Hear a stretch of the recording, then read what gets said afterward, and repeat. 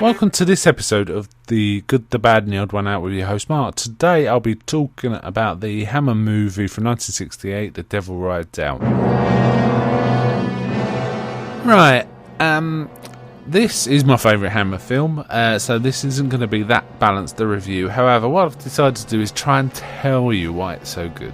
It's out in a recent release on Blu-ray, and the print is spectacular, so that sort of aids and abets my case for me. Yeah, it looks absolutely brilliant. However, we'll go through each of the points I want to kind of make one by one. First is the direction. This is directed by Terence Fisher, who's easily the best director in Hammer. And Hammer have got some decent directors. Peter Sasdy is one, Freddie Francis is another. But Terence Fisher really set the tone for Hammer. I think between him, I can't remember his name, the main set designer at Hammer, and the presence of Peter Cushing and Christopher Lee, that they helped establish a clear brand of horror movies with bright colours, classy looking. They're not expensive productions, but classy looking productions, and a sort of tone that sort of set the way for a good 10 years. I'd say this movie, and while they went down quickly in the early 70s, and they became more sort of, they couldn't compete with the sort of more hardcore horror and the more modern horror, say Night of the Living Dead and things like that, and The Exorcist. But before that, they were really setting the tone. And I'd say The Devil Rides Out is this is their last old style Hammer movie. It's got a lot of class, a lot of tone. It doesn't go into the blood and gore of the other films so much. It's much more restrained than that. However, it does have some really mad stuff in terms of devils and the appearance of the devil and manifestations of evil. Anyway, let's get back to the direction. He was certainly the best director in the Hammer studio of the main Hammer era, which was kind of the 50s to the mid 70s. And I'd say this is his best movie. He's got some great movies, but I think this is his best one. He constructs the scene simply, uses colour well. The set design really aids it. He frames stuff well, and he can really build tension in a brilliant way in the scenes that need it, helped by the music, but we'll talk about the music later. There's one scene in particular where one of the lady protagonists, who's called Marie, has to sit in a drawing room with the villain, who's called MacArthur, played by Charles Gray. And he slowly just wants to talk to her, and as he's talking to her, she slowly gets mesmerised by him. And I'd say this is an absolutely brilliant little mini-film in itself. It's just wonderful. It's just wonderful. I'd say this is in the top 20 greatest scenes from the movies of all time. It really is that good. You have to see it to believe how good it is. Right, right. So that's the director and some of the things he brought to it. He's another major contribution to the film was the writing. This was actually the screenplay. Well, the book is kind of a famous one. Dennis Wheatley was a famous British horror writer, and he was like master of horror for quite a period in Britain. I don't think he ever got that much recognition in America. I think maybe in the continent he did, but he was well known in Britain, so his name sold. Devil Rides Out is one of his works, and Richard Matheson adapted it. And he kept quite a lot of the structure of the story. There was a whole subplot about the Satanists after a particular magic relic called the Talisman of Set, which was jettisoned for this film. Doesn't really affect it. Doesn't really change the story much. But what he did is pared it down. Not just in terms of keeping the narrative a little simpler, though it was kind of replicated quite accurately in this movie.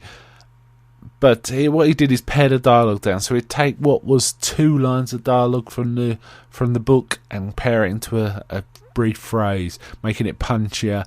Also giving it real heart. It feels like it's a really well constructed script.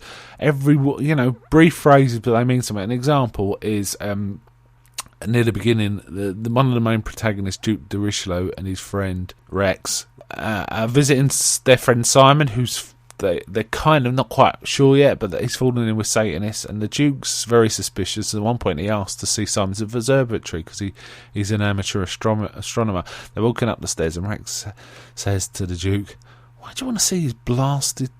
Why do you want to look for his blasted telescope?" And there's a pause, and Christopher Lee says, "I don't." He's obviously trying to figure out what's going on, and he wants to see it for himself. Stuff like that, really pared down, really. Lovely script, makes it really punchy and gives this film massive narrative drive. It just ploughs through its stuff, and it does it in a really good way without sacrificing character. It's a really brilliant screenplay. Right, the next reason this is a great film, acting. Christopher Lee was never better than he was in this film, I don't think. There is one other horror film which I like just a little better than this with Christopher Lee, and he was great in that too, which is The Wicker Man.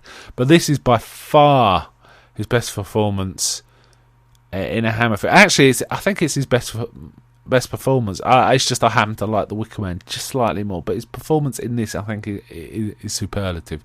He's a good guy, but he's one of those good guys who isn't entirely good. He's not a goody-goody. You can tell he knows a lot of stuff, and he's willing to pull it out and use it if he has to, and that really makes his character credible. And he knows loads of stuff. He knows various chants and things. He knows how to protect against the evil and stuff like this. He's great, but also he's not overacting. The other thing is the main antagonist is played by Charles Gray, who's got this brilliant look. He looks like a predator, an eagle kind of look. Something about his eyes. He looks kind of evil, but kind of smooth as well, and his voice is really smooth. And he doesn't overact either. He says things subtly. He's not pantomime at all in this. And the two of them together, you feel they're an even match, and it is quite wonderful.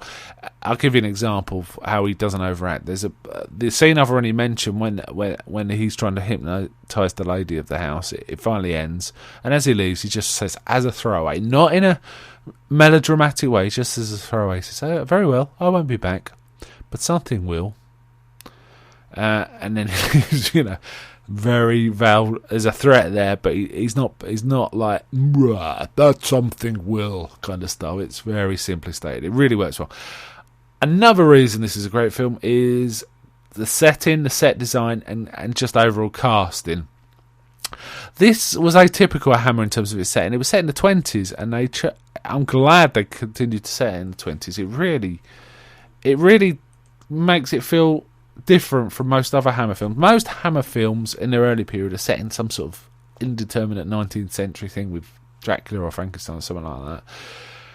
Or they become swinging London in later films, which really doesn't work that well. But this, they've picked the 1920s and they stick to it. And the set design's wonderful. They get these brilliant looking cars from the 20s. They look absolutely spectacular. And the fact is, they kind of make it a world of its own. So there's no other characters except the bad guys, Satanists, and their minions, and the good guys, and the countryside's empty otherwise, and it gives it a really timeless quality that really works. This is, I think, the only Hammer film with a car chase in. There's a car chase, which is quite cool.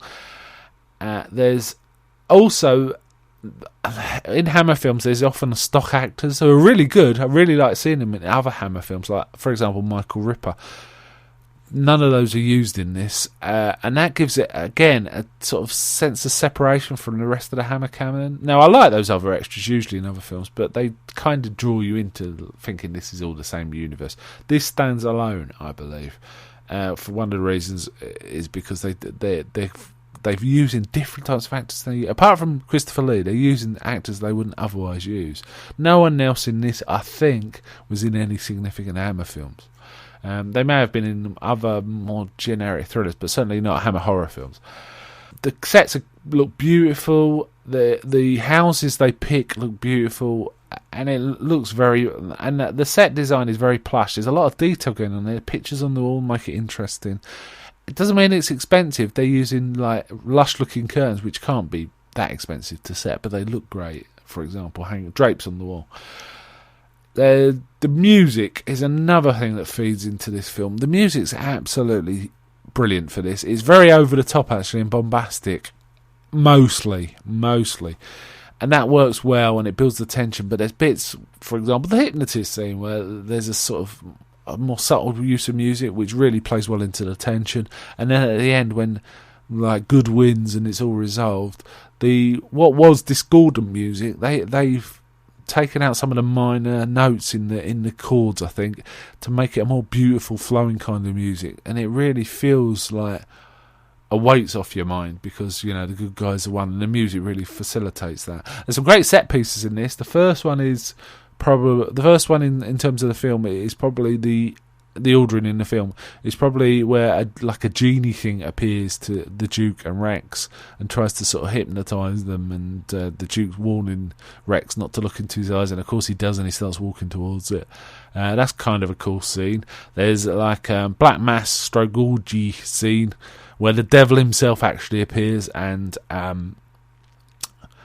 the Duke's actually frightened. Rex wants to do something about it. The Duke actually is terrified for his soul, because he knows how much danger they're in, not just physically but for their very souls. But Rex can't just sit by and watch all this happen, so they hatch a plan. That's a really cool scene too. It also has a fire. The most important set piece is probably the most famous one in Hammer, which is where they have to sit inside a circle of safety through the night while being attacked by the forces of darkness. There's a giant spider. There's like mind influence. People think that the water tastes foul. They think they hear people knocking on the door. There's one point it looks like the daughter of one of the couples who comes into the room and gets attacked by a giant spider to try and get them to break the circle. Once they break the circle, it's all over, and the Duke knows that. And then finally the Angel of Death turns up. Really effective set piece. Some of the effects are not great. They've done a little good work with the transfer, but some of the actual things they've added to the new transfer, there's like these weird flames in the background, which I think I can understand why they did, but they don't look great and they kind of detract you. They should have left those out, in my opinion. However, great set piece. Overall, I think the only real problem with the film is the effects have aged somewhat. I think the casting was great. There was an odd choice. The character of Rex, played by a really big man called Leon Greed, who was a British an opera singer. For some reason, they redubbed him in another voice, Patrick Allen, who's got a very distinctive voice too, and I think is a bit like Christopher Lee. So maybe that was the reason for dubbing. But I've heard Leon Greed's own voice; it's perfectly fine. I wouldn't have detracted at all from this, so it's an odd choice, but anyway, that's what they did.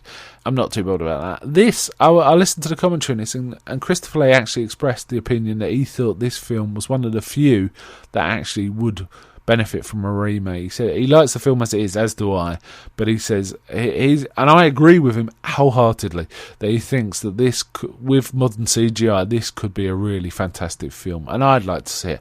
I can't think who'd direct it. The only idea I've had is Sam Raimi, because with his Drag Me to Hell, I think he hit some of the sort of tension and approach you could take to this material, but you'd have to treat it seriously. I think you'd have to drop the laughs, otherwise it wouldn't be the same film at all. The film, if you're not familiar with the title, was actually called The Devil's Bride outside of Britain. The Americans came out with a note that they thought The Devil Rides Out sounded just like a Western. In fact, they thought it was a Western when production notes were going backwards and forwards.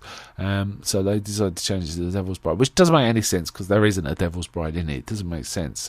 A more general Satanist kind of title would have been better, perhaps. But anyway, that's what it was called.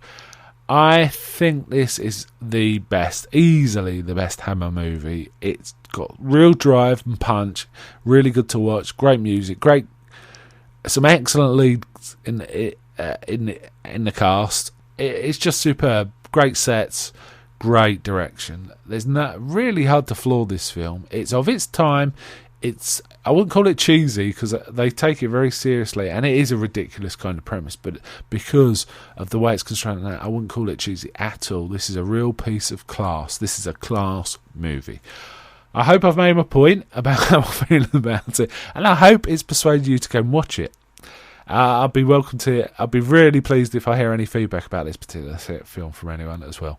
I give this out of 100, I give it 91. Clearly a great film. Okay then, bye.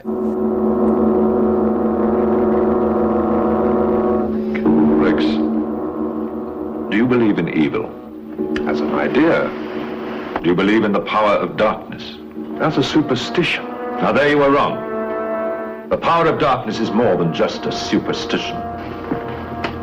It is a living force which can be tapped at any given moment of the night. Why, on one night of 1 year,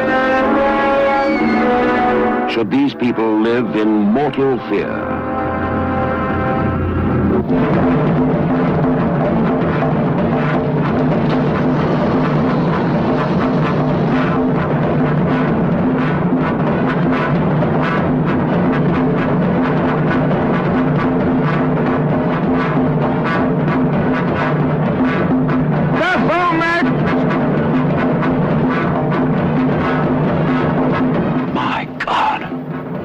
Goat of Mendes, the devil himself. Christopher Lee as de Richelieu, who knows he must fight the devil's power to the death. My God. Don't look at the eyes, Rex! Eyes, once filled with love, are consumed with fear. For Tanith is now promise to the devil. Listen carefully to what I say. This is Makata, the devil's chief disciple. Your will is leaving you, slipping away. The Devil Rides Out, from bestseller author Dennis Wheatley's famous novel, fills the screen with a special kind of visual terror. On your feet quickly! Back to back, join hands! You will hear his evil. You will feel his evil. You will see his evil.